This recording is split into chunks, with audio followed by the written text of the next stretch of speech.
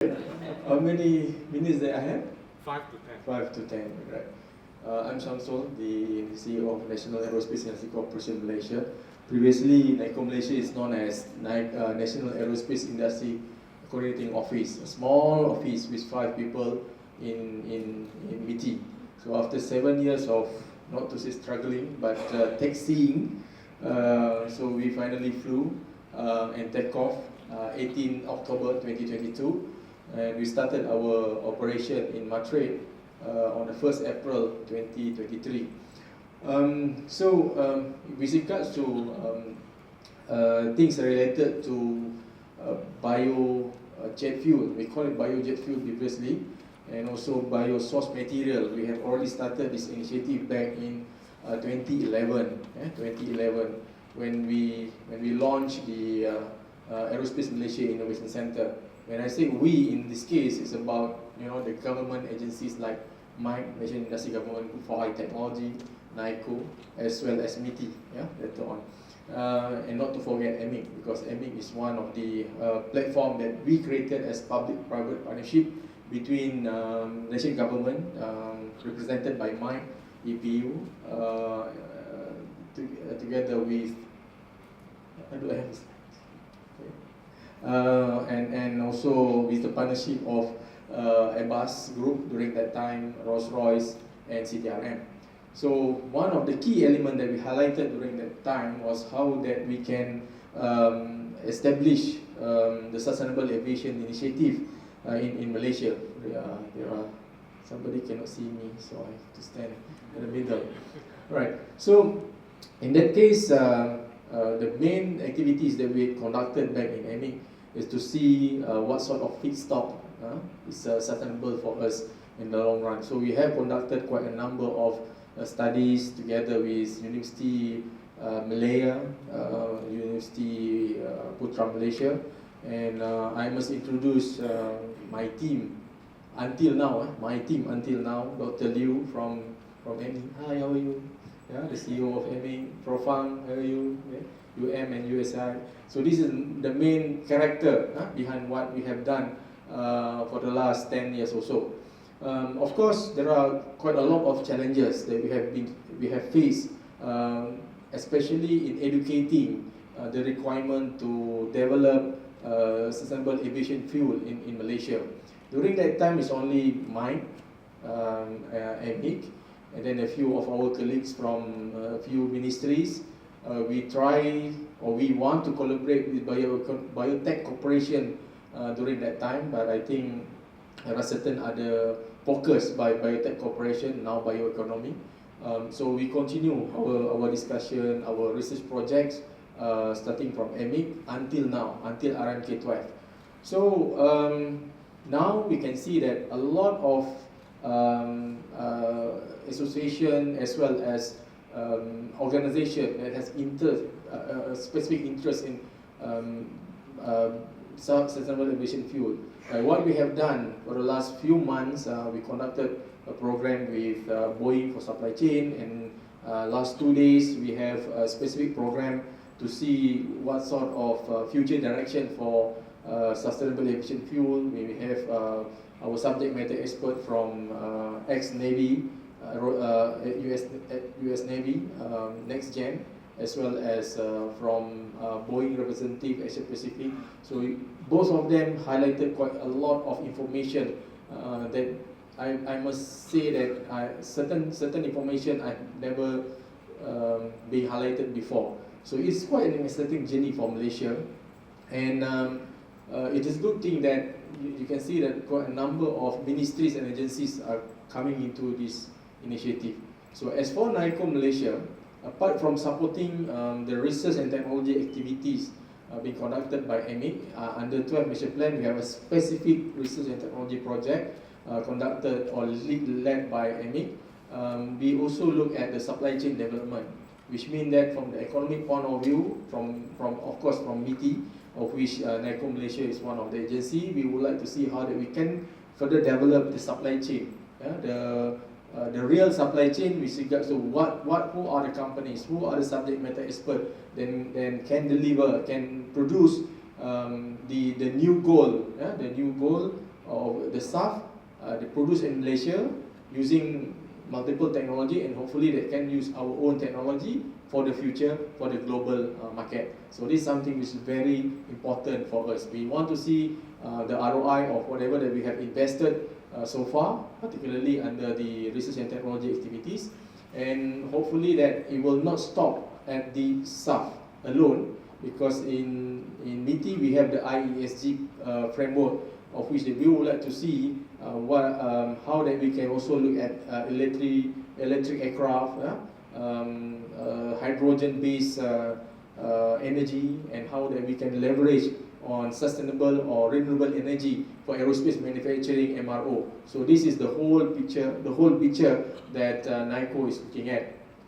So in final note, I think, otherwise I'll be talking about 1 hour.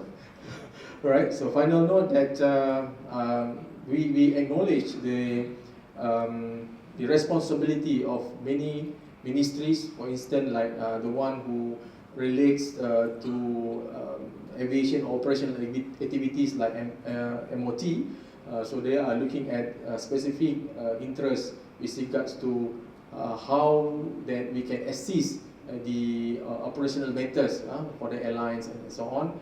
If there is any carbon credit activities or calculation that need to be done, so we are also helping them. So on the other hand, we also have specific task force that being developed or being established in MOT as well as at MITI. So the difference between what is being established by MOT and MITI, we are looking at the industry level, the supply chain, from production to marketing it to global market. So whatever it is, we are working together, and now we have MOSTI to look into the details with regards to the roadmap of technology as well as the product. And we hope that with this kind of support from the government agencies and ministry, it will create an interest, a huge interest for investors to come to Malaysia to expand their activities in the country. I must say that at least at this point of time, MIDA has already recorded, I think, not less than 4 potential investment in SAF productions. So with that, I conclude my presentation. Sorry, I don't have it today, and hopefully that we can share a little bit more in terms of information during the forum. Yeah, thank you, Prof. Yeah. Maybe now I would like to introduce our second panelist. Sharmaine, maybe please be seated. Yeah, okay. While I'm doing the introduction, yeah. When I read through, her biodata, I was quite impressed.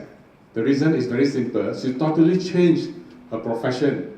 Means what she has studied as a first degree until now is different. Yeah, she has a first degree in tourism. Yeah, graduated from University of Queensland, Australia, but follow on with a master degree in sustainability from National University of Singapore. And right now she's the regional head of sustainability from the BOEING companies. Yeah. So let's welcome Ms. Sharmaine, yeah, for enlightening speech.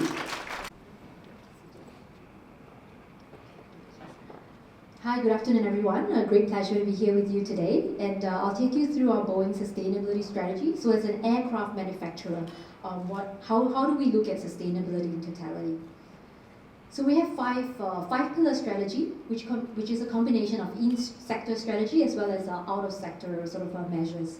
In terms of our first strategy, when we look at fleet renewal, we know that each generation of aircraft produces 20 to 30% less carbon emissions, and that is where we're continuously improving on.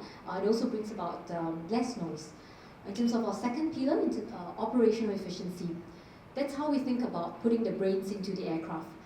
How can we fly more efficiently with less taxiing time, with up-to-date traffic controls and weather forecasts, so that the airplanes can descend smoother, and that in totality brings about 10% of operational savings. In terms of our third pillar, advanced technology, This is where we look at bringing lab concepts into disguise, our Boeing Eco Demonstrator program. We have been running this program for the past 12 years, and through this program we were able to test products and services, about 285 of them as of this year. And 1/3 of what we've tested has made it into our Boeing products and services today. And essentially what's important is reducing the aircraft weight, looking at how we can reduce noise, weight, and also emissions. SAF and hydrogen is also an important pillar of what we do at Boeing. We have substantial experience, especially through our space side of the business, looking at building cryogenic storage tanks, fuel combustion systems, as well as we've flown flights on 100% liquid hydrogen. But what's really exciting for us today is the SAF, right? We all know that SAF today can be used as a drop-in fuel, but according to ASTM D7566 standard, that only permits up to 50% of a blend. We know that it does not require aircraft engines or airport infrastructural changes, but there is still much more work to do in order to get us to the 100% SAF. I'll share a bit more later. It's also very important for us to obtain that third-party certification, whether it's through the Roundtable on Sustainable Biomaterials or the ISCC, the International Sustainability and Carbon Certification. I think in Malaysia there is some experience in the road transport sector in getting ISCC certified. So in terms of the aviation sector, maybe there are certain lessons that can be shared. So this is a study by the ATAG. It basically asked, the ecosystem of aviation stakeholders on where and when do you think hydrogen, electric, and SAF would come into play in the industry. And as you can see from this table, majority of the emissions comes from the medium and long haul flight at the bottom. That's 73% of the CO2 emissions, which is why we place a key focus on SAF, because SAF today is available as a drop-in fuel, and it is the main lever that will help us get to 2050, because hydrogen and electric would be more commercially viable at least in the 2040s and later. Right? If we take a bird's eye view on where are some of the SAF policies around the world heading, and also in the Southeast Asia context, we're seeing more and more regulators coming up with a SAF mandate. Closer to home, closer to Malaysia, Singapore, during the Singapore Air Show this year, has announced their 1% SAF levy mandate as of 2026, and the government has taken sort of a pragmatic approach where they say it would go up to 3 to 5%, but that's dependent on the market supply. So what's really important here is, what does that market supply look like for us? In Malaysia, through the NETR, we have also announced a SAF mandate starting at 1%, and then that goes up to 47% by 2050. And we're also seeing more Southeast Asia regulators talking about introducing a SAF mandate by this year. So Indonesia and Thailand has expressed that in the public domain. So in terms of the Boeing SAF milestone, we've flown the first SAF flight in 2008.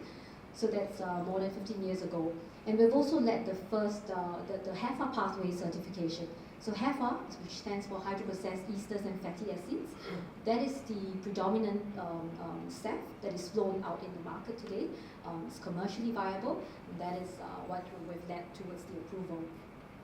Just last year, it's exciting because last year was when we saw the very first SAF flight flown on both engines, 100% SAF flight on both engines. And that's a transatlantic flight between New York and London. That's approximately 8 hours. And in that flight alone, the amount of carbon CO2 reductions equates to about taking 54 cars off the road. So today, Boeing is leading the IAEG, which stands for International Aerospace Environmental Group, which also comprises of other aerospace giants like GE Aerospace, Rolls-Royce, Airbus as well. And collectively, this is really a team sport.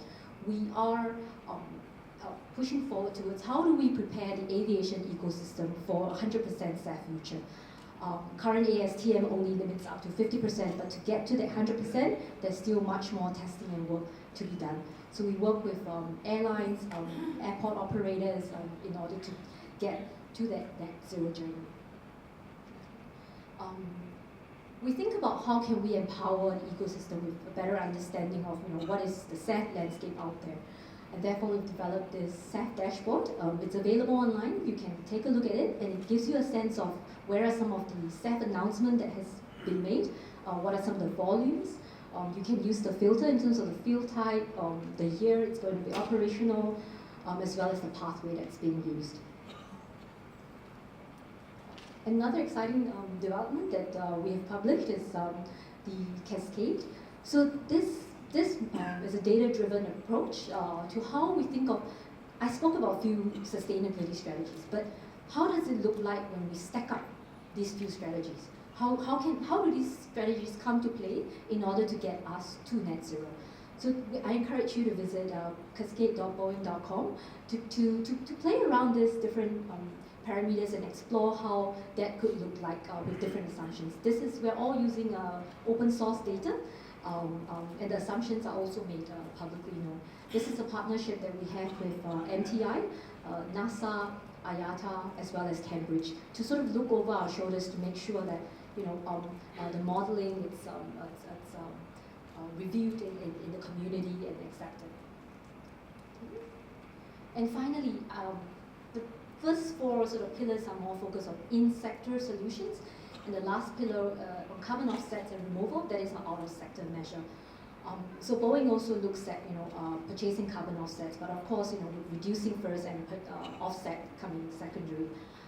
We look at offsets that are certified by Vera or by the American Carbon Registry, and beyond looking at just the environmental attributes, the CO2 reductions associated with the offsets, we also look at things like the benefit to indigenous communities, as well as biodiversity.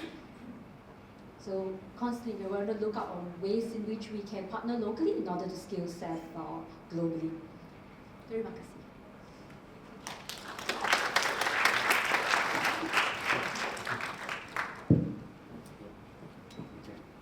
On time. Because for today's session, we have to end it, by around 3:30. So please, grab the opportunity later to ask as many questions as possible to the panelists. Because two of our panelists actually from Singapore, they need to catch the flight later. Yeah, okay? So prepare your question. Yeah?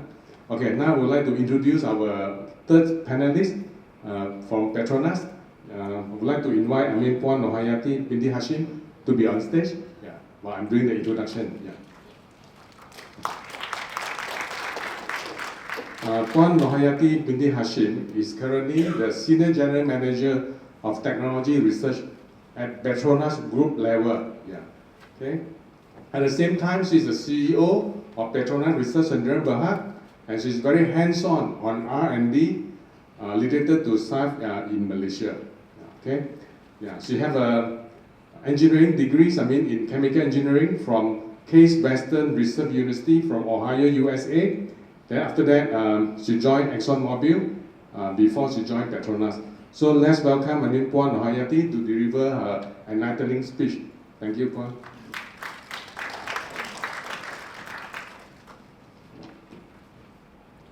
Assalamualaikum and good afternoon. So my topic is probably going to be a bit different from my two panelists has been talking about. So I'm coming in again earlier when it talks about research. Petronas is very committed.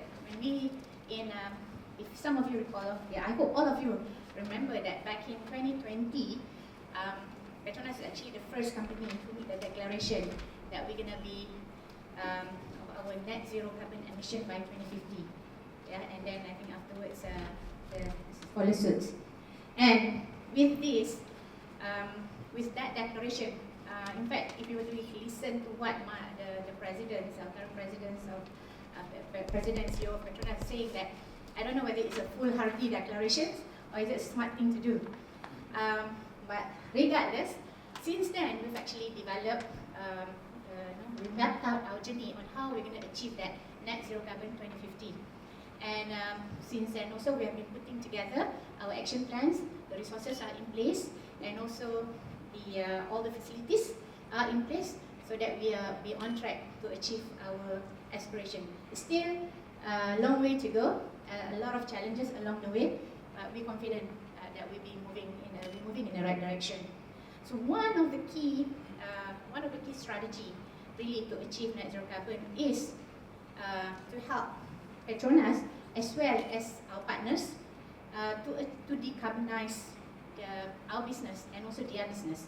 So on that juncture, the low carbon fuels is actually one of the key strategy that Petronas also adopted to help Petronas and our businesses, the Petronas businesses and also our partner to decarbonize the businesses affordably. So remember, keyword is affordability. Yeah. So if we look today, we've seen the information shared right just now by our Dato Azman on the many technologies or the many pathways to achieve SAF.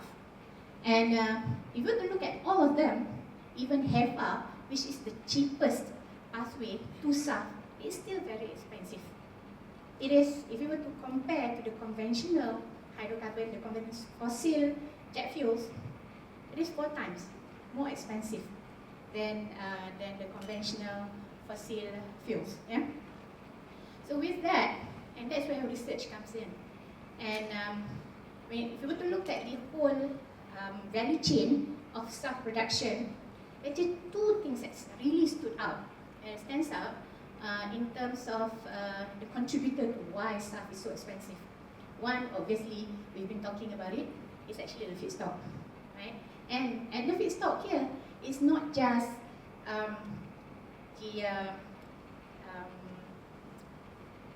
it's not just palm oil or UCO. It's not just that bio feedstock. It's also hydrogen. Yeah. Because when we talk about sustainable aviation fuels, the hydrogen will also have to be coming in from the sustainable source. Yeah, so it's actually these 2 feedstock. And right now, if we're talking about blue hydrogen, let alone green hydrogen, it still costs a bomb. So from our perspective, if we can manage this feedstock, the hydrogen part, and also the bio feedstock, that's already solved part, not half, we've already solved part of the problems or part of the challenges moving forward with SAF cost. The feedstock that we're looking at right now, obviously, when we talk about SAF, it's always UCO, or it's CO, or any other fatty acids, and we also heard that the other alternatives, and also the part of the R&D works that we're doing is actually looking at algae. Can algae becomes one of the feedstock? But yeah, algae also have all sorts of problems that requires further R&D. Yeah, so those are the areas of research in terms of feedstock to ensure we don't rely on just one source.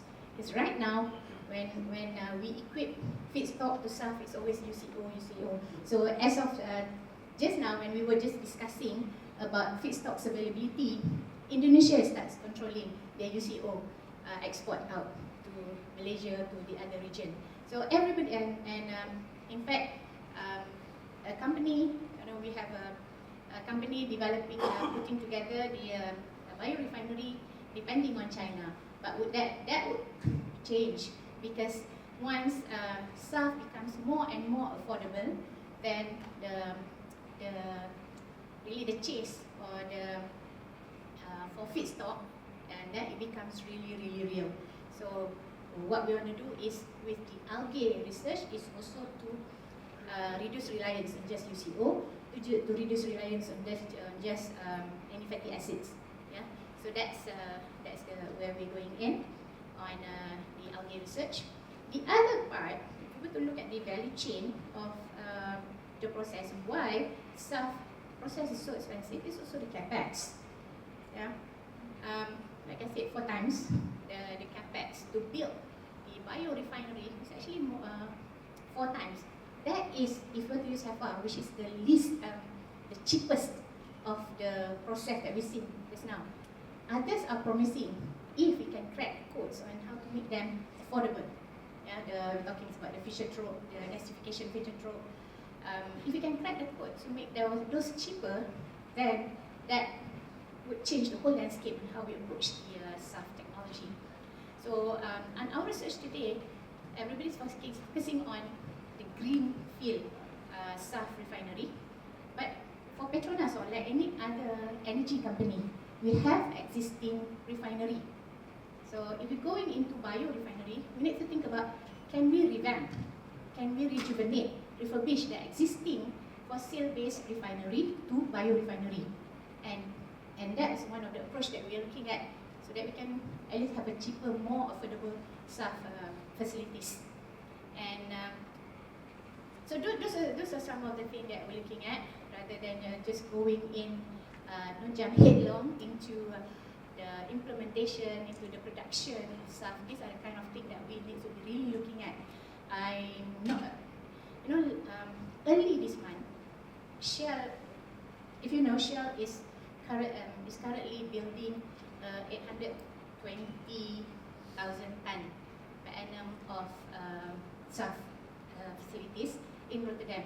But early this month, they announced that they're putting a halt to this construction, and all because of economic viability and also of the future. And so we need to really look at the market on how best we can put this together, because affordability is not just about capex, it's not just about feedstock, it's also about the market.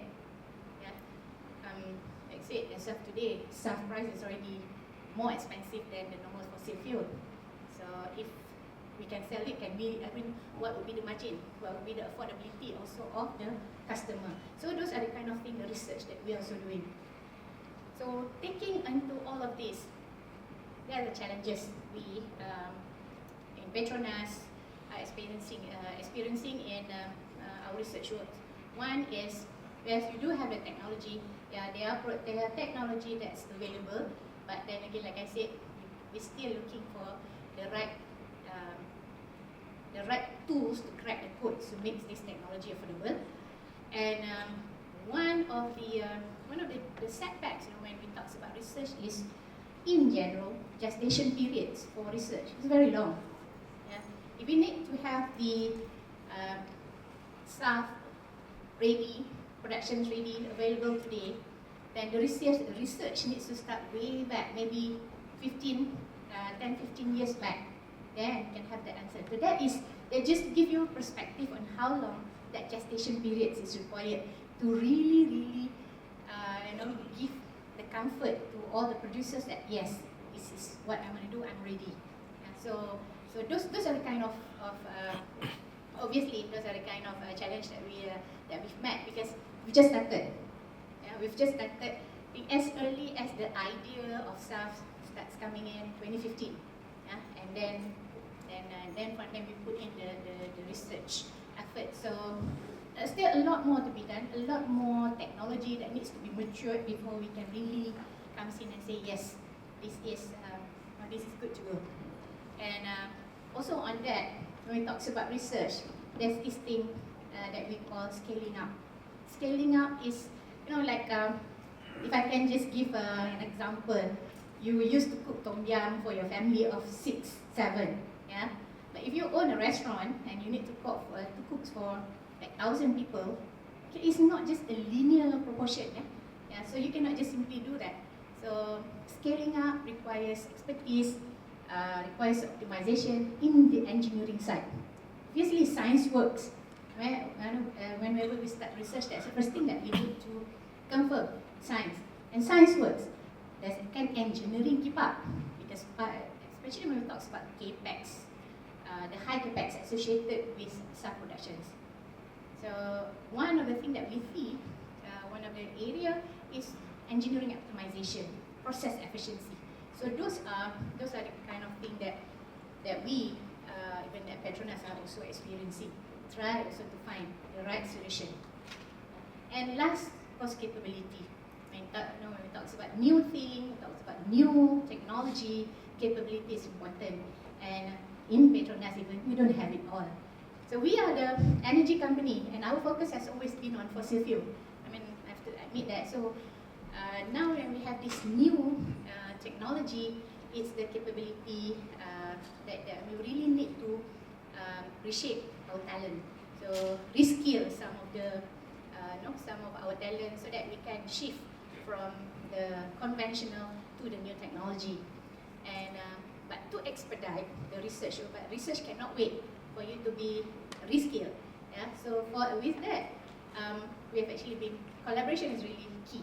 So we collaborate with universities locally and also internationally. We collaborate with industry players. We collaborate with competitors, the other energy players. So we collaborate with everybody. It's key actually to make any new technology work. SAF is not excluded, is collaborations. So with that, thank you so much. Thank you, Puan Nohayati. Yeah. So let me introduce, to invite our last speaker, but very important speaker, Mr. Kelvin Chow. Yeah, because Mr. Kelvin Chow comes from EcoCeres, which is the first SAF plant in Malaysia to be commissioned. Yeah, okay. First one to be commissioned. That is the information I get it from KPK. Yeah, okay. Yeah, okay. So Kelvin currently is the senior strategy manager of EcoCeres. Yeah, okay. And he's basically, to look into novel feedstock to widen the scope of the waste material. Yeah, okay. So let us welcome Kelvin. Good afternoon to you, and thank you, BioCorp and MOSTI for inviting us to give us this platform to share our views. So, my name is Kelvin. I'm the senior strategy manager from EcoCeres, and probably I will just, in lieu of time, this session is more about the interaction. So I'm going to just have a very short introduction about our company and why we are here, as well as why we chose Malaysia. So. Firstly, a background for us is that we are a SAF and HVO producer. We have our plant in China right now that is about 280,000 metric tons per year plant that's producing SAF and HVO. We are a company that calls ourselves Born Pure. Why are we Born Pure is because we are created with the mission to create renewable fuels. So SAF and HVO is something that we are looking at. And we are also looking into another technology which I think some of my esteemed friends here have already spoken about. We are talking about cellulosic ethanol, which is CE for short. And so we are looking into that as well, but that was something in probably the next generation of technology, more towards the A2G technology. So just a quick history of EcoCeres. We are actually incubated in a company called Town Gas, which is a listed company in Hong Kong. So we have a long journey of R&D in the company, and before and after that, then we got spin off in 2008, and then we start doing our own R&D, and we start looking into our HEFA technology, which is in-house, and we start to have some pilot facilities. So along the way, we started to continue to improve our technology, and thankfully, late last year, we also had injections from private equity funds, which is now enable us to be fully spin off as an independent company, and we have like 3 major shareholders, which is Bain Capital, Kelvin Capital, as well as Town Gas, which is our parent company. So right now we are an independent company, we are no longer affiliated to Town Gas. So what have we been produced so far, and what are our achievements? So right now, as of 2023, we have managed to produce about close to 100,000 tons of SAF, and of course, about 160,000 tons of HVO for our plant in China. So that's our first born, and now in Malaysia, which is our second born. The plant is about 350,000 metric tons per annum, and it's going to be close to about 180,000 tons of SAF, as well as HVO, which is the 170,000 tons. So right now, as you can see, the focus is SAF because as our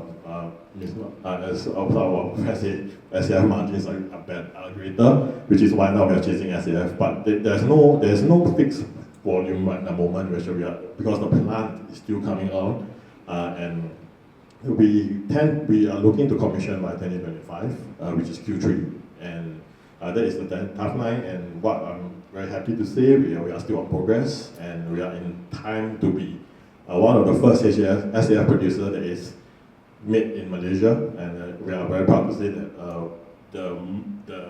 the product coming out from Malaysia is going to feed into most of the aviation industry, especially in the EU. So I'm just going to go quickly why Malaysia, because Malaysia, geographically it is one of the most advantageous countries in the world. We are along the Straits of Malacca as well, so it actually helps us with the shipping, be it like shipping our feedstock from China or shipping our feedstocks from Malaysia. Everything can come into a centralized area. And secondly, we will see that the industry here in terms of the feed collection or the feedstock collection has been improving and is maturing. So it's more or less become a hub for our feedstock, our main feedstock, which is UCO, which is very encouraging. We are seeing that the infrastructure is getting better, the collection rate is getting higher, so that is why we also chose Malaysia. And lastly, of course, with the blessing of the Malaysian government, we have also very good support from the Malaysian government as well, and which is why we also chose Malaysia as the site, because of the availability of resources, the good government support, the rule of law, as well as the availability of a large pool of talent.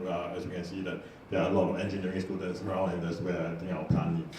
So in short, I'm very happy to be here, and I look forward to have a very robust discussion with the audience as well as our panelists. Thank you very much. Yeah, short and nice. So we have about 15 minutes for panel discussion. Yeah. I would like to open the question to the floor. If there's no question, then I will facilitate further. Yeah. Okay. So anyone? Yeah. Introduce yourself. Yeah. Hi. Share the mic. I can speak out loud. Yeah. Gino Planet, I'm a graduate student at I have a question to all the panelists. Much was said about costs of SAF.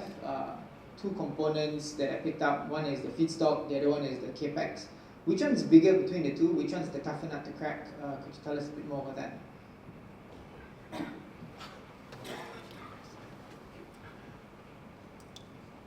Thank you very much for your question. So it's very interesting.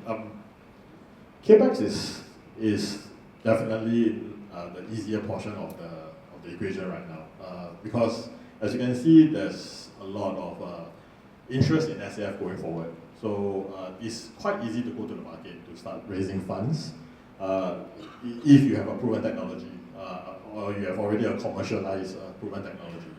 So the other thing about it, you're talking about is the feedstock, which is the trickier situation here right now. So what we see in the market is that there's only a fixed pot of feedstocks that are available.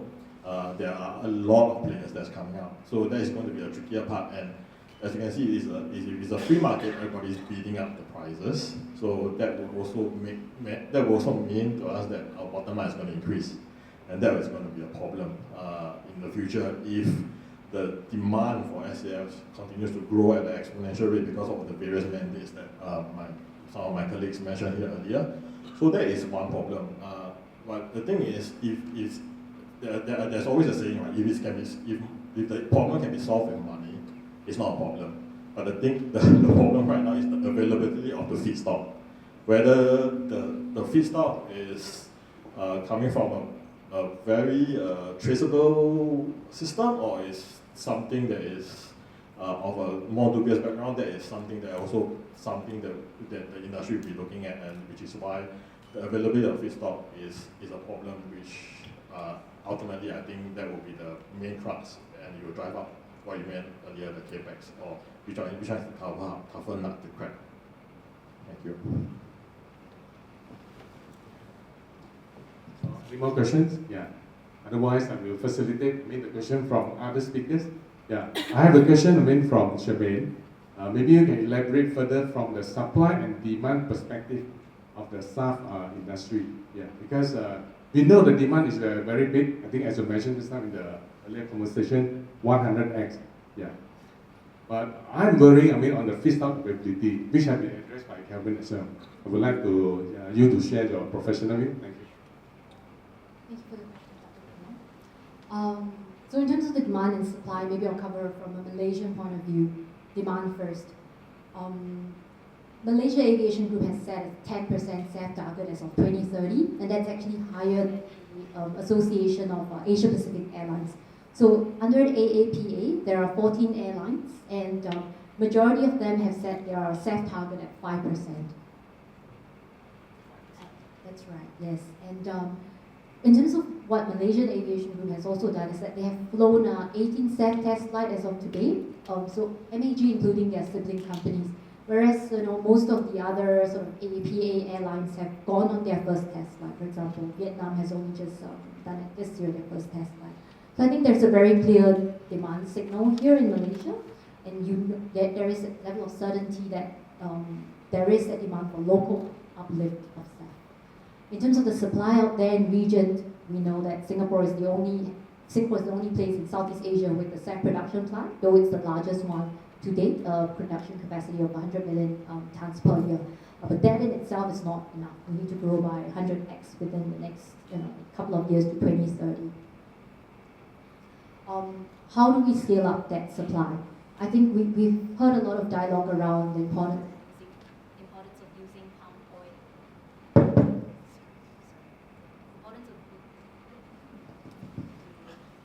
Yes, so we've heard a lot of dialogue around the importance of using palm oil waste, use cooking oil as the predominant feedstock today, but I would like to encourage us to think about what are the other types of feedstock that can be leveraged. Often in the agricultural sector, a lot of this agricultural waste, for instance in Malaysia, there's rice husk and rice straws that are being burned in the landfill, and that in itself emits a lot of carbon, not just carbon dioxide, nitrogen. So diversification of feedstock, I would say, is key to helping bring down the green premium of SAF.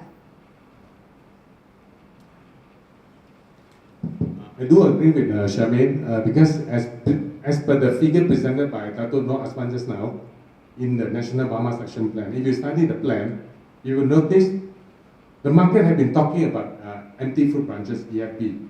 If you look into the actual quantity, we only have about 7 million on a dry ton basis. Yeah.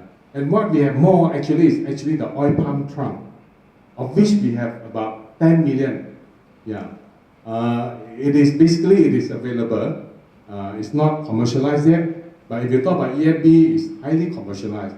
So that is another area we can explore under this alcohol, to jet fuel technology. Yeah, because I think according to a research funded by Japanese government on OPT projects, OPT also can be potential to be used as a feedstock. Maybe Kelvin can also look into that. Yeah. Solve the feedstock problem. Well, not to be someone who's sounds very very bleak, but the different feedstock requires different process. Yeah, so like I think EcoCeres using the HEFA, there definitely is fatty acids as feedstock. You can't use any other feedstock. So I think EFB, that's probably the fermentation, the ABG route. So that's a different pathway. So different feedstock requires different process, different challenges. Yeah. Okay, I also have a question for okay. You raise your hand? Yeah.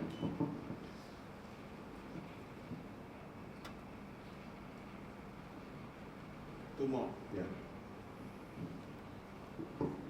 Hi, my name is Hani. I'm from AirAsia. So thank you very much for this panel. So I think I have three questions.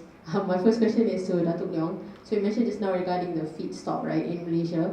So around I think 164 million tons of biomass. But I was just wondering what is the breakdown of, is there like a national SAF feedstock analysis being conducted by KPK? Okay. Breakdown by, I don't know, UCA, how many tons? UCO, sorry, how many tons, and then EFB how many tons, FOMI how many tons. So that's my first question. The other two questions is for Ms. Puan Nohayati. So I understand you mentioned you are conducting research on crude algae oil, but for the CORSIA life cycle emissions value, crude algae oil is not actually there. So I was wondering why is that so? For CORSIA life cycle emissions document, so used cooking oil is there, PFAT is there. For me, it's there, but crude algae oil is not there. So I'm just wondering the reasoning behind doing research on crude algae oil. And I was also wondering if you have any plans to conduct more research on the Fischer-Tropsch, because you said that's the second cheapest after HEFA. I understand HEFA research maybe has progressed quite a lot. So what about Fischer-Tropsch? Yeah, that's it. Thank you. So let me answer regarding the biomass feedstock. Yeah. You can actually, study this, download this National Biomass Action Plan from KPK website. But unfortunately, when I did the National Biomass Action Plan, the ministry only asked me to focus on solid biomass rather than waste oil biomass. Yes, okay. So what we have in the plan is basically we have the, as I mentioned just now, empty fruit branches, oil palm trunk, pomade, but pomade in the form of liquid.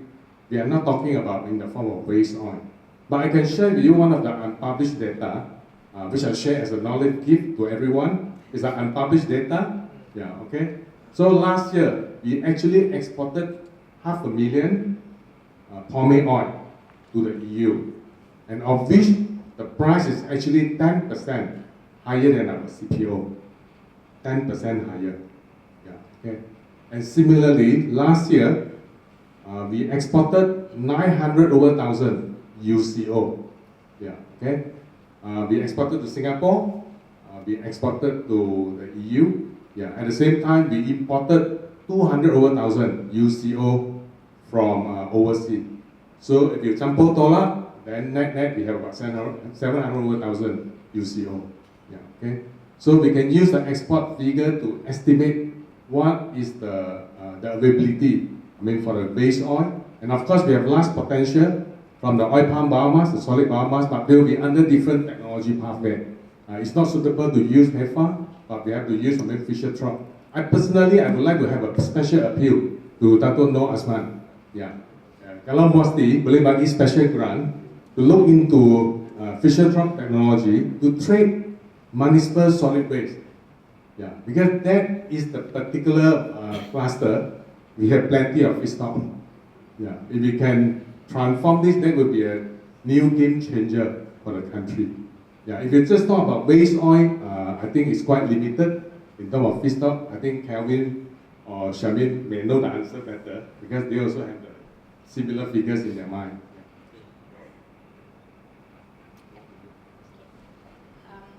To the first questions on why CEO is not on the list, it's probably because nobody has actually been producing the commercially viable crude oil at the moment, and that's why it's still in research stage today.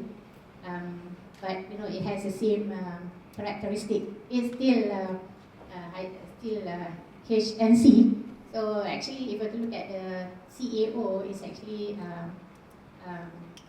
like the middle distillate. Is the properties of CAO is similar to the property of middle distillates.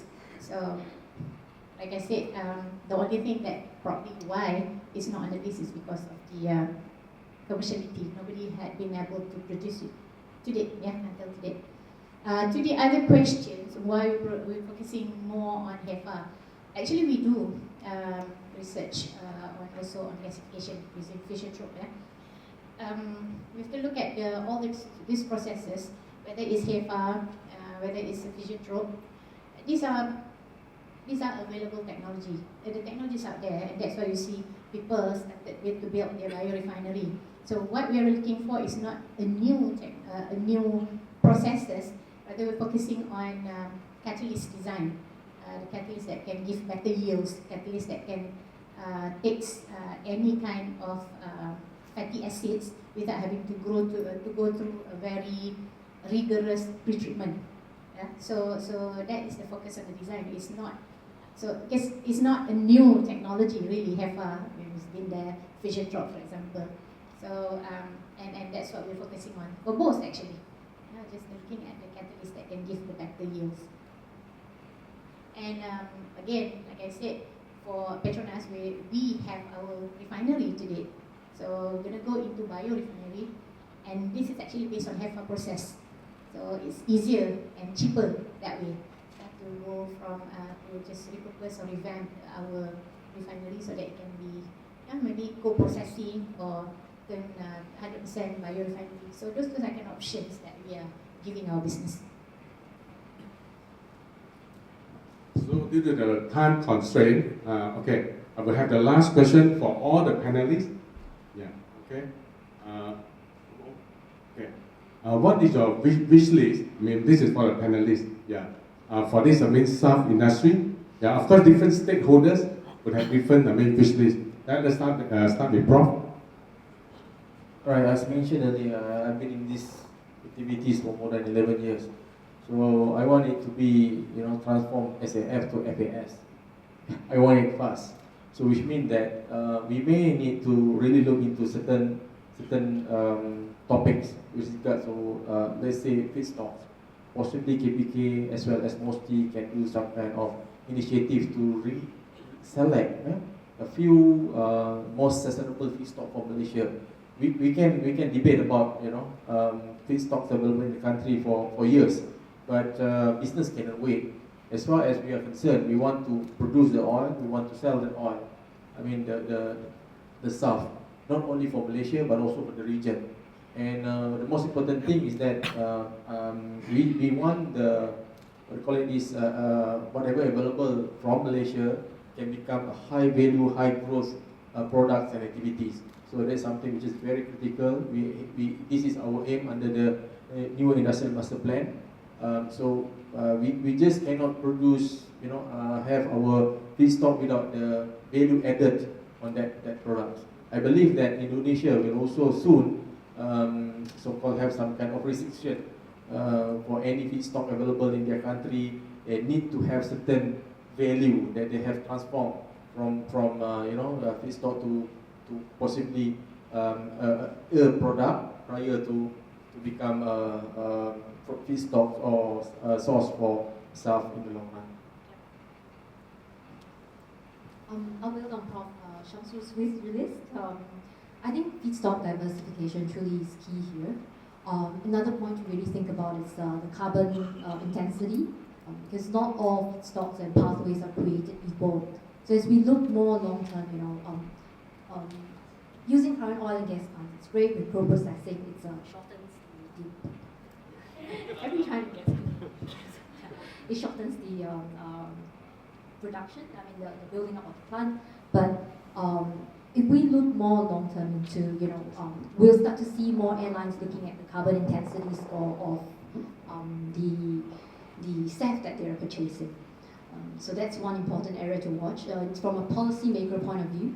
We've seen more forward-leaning regulators think about the CI score. So, for example, the California Low Carbon Fuel Standards. The U.S. government looks at rewarding SAF with lower CI score. So, for example, it starts at $1.25 USD for SAF that is able to demonstrate 50% reduction in CO2 by life cycle. And as that goes up, every percentage point goes up to $1.75. And from a policy point of view, it's important that these policies are stackable as well, incentives together with set mandate, for example. And that is the sort of recipe, the combination that you want to work towards. Thank you. Okay, so as a producer, I'm coming from a very biased point of view in terms of kind of wish list that we are looking at. So obviously, being a producer in Malaysia, the main key concern here is like everybody else on my panel has been saying, is the availability of feedstocks, as well as the accessibility of feedstocks in terms of able to get hold of the feedstocks that is available in the market, that is usually not accessible, but probably these will need more investments in terms of infrastructure, in terms of awareness. I think generally we are in this industry together. I mean, my slogan is together for wonder, right? So probably, like what Prof. Prof. Samsri said just now, is that you want to turn into a high value kind of value supply chain that is going on in the industry. So eventually, when we are looking at other feedstocks, probably some R&D investments to be put in terms of the availability of other feedstocks. For example, like the examples we have mentioned about rice husks, oil palm trunks. Our cellulosic ethanol is made from corn cob, so there's a lot of possibility out there. There is the thing is right now is that we hope that there will be an ecosystem out there that can generate this, and as the saying said, a rising tide lifts all ships. Right? So basically, together we can all grow together in terms of us having more access to different kind of feedstocks, as well as the whole value chain of the industry starts rising in terms of the quality and higher value kind of products, rather than using the traditional feedstocks that are out there. Everybody's fighting for the same pot pie. If there is a new kind of feedstock that is available in the market, then I think that sets actually a lot of things that is different apart in terms of how high or what the potential or the value chain can grow. So that is probably one of the top wish lists that we have, is like having more feedstocks that's being secured in Malaysia, so that EcoCeres not only can have phase 1 here, we can have phase 2, and in general it helps the whole economy as well. Thank you. I actually have the same thing. So rather than I repeat what the other fellow panelists were saying, this is also again about the feedstock, availability of feedstock, and of course that on our end, we are, as much as we can, we are trying to ensure that we don't have reliance on just a single feedstock. Yeah, and I guess the business needs to be, we want to see that it's more regulated. Maybe similar to what we see today in the energy industry, and I think all the panelists were saying, especially Kelvin was saying about now everybody's like onto their own. Yeah, they're looking after their own business. I think it's more collaborations needed at the country levels, at the region level, to make sure that the feedstock is available and affordably to all of the sub-producer. Because it's not fun doing this doing research, and when the technology is not being used, all because the feedstock is just so expensive and very hard to get. Okay. Thank you. So I do understand from Datin Astita earlier, all the good points will be documented and turned into a repertoire report for further reference to relevant government authorities. So whatever we share today will be very meaningful. Yeah, okay. So once again, thank you very much for all the panelists. Please give them, a big hand. Yeah.